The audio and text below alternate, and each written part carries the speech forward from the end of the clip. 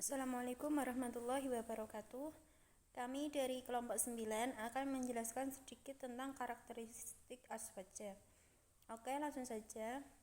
Dalam menyikapi perkembangan zaman, ada 5 istilah utama yang diambil dari Al-Quran dan hadis. Dalam menggambarkan karakteristik Ahlussunnah wal Jamaah sebagai landasan dalam bermasyarakat atau sering disebut dengan konsep Mabadi'u Khairul Ummah, yakni sebuah gerakan untuk mengembangkan identitas dan karakteristik anggota Nahdlatul Ulama dengan pengaturan nilai-nilai mulia dari konsep keagamaan Nahdlatul Ulama antara lain 1. At-tawasut. Tawasut berarti pertengahan. Maksudnya menempatkan diri antara dua kutub dalam berbagai masalah dan keadaan untuk mencapai kebenaran serta menghindari keterlanjuran ke kiri atau ke kanan secara berlebihan. Selanjutnya akan dijelaskan oleh teman saya, Mbak Rizka, silahkan.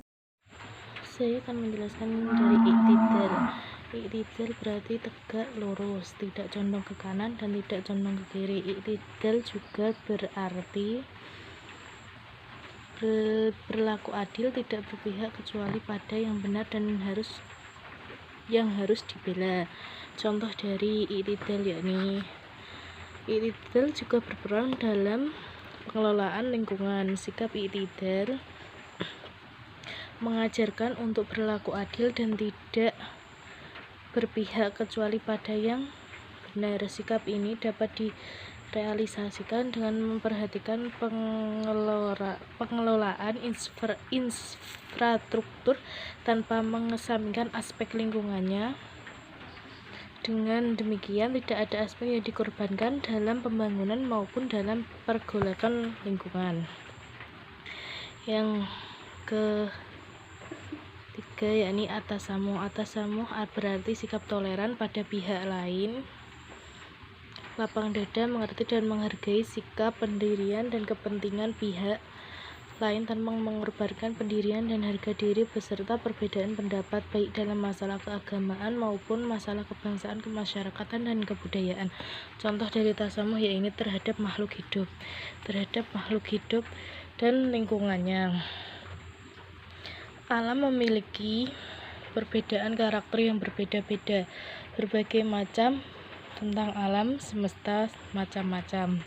Ekosistem menjadi perlu mempelajari jenis-jenis alam tersebut dan karakter yang unik di setiap masing-masing ekosistem. Kita perlu bersikap tasamuh atau toleran terhadap alam. Kita tahu bahwa alam memiliki tumbuhan maupun hewan yang endemik.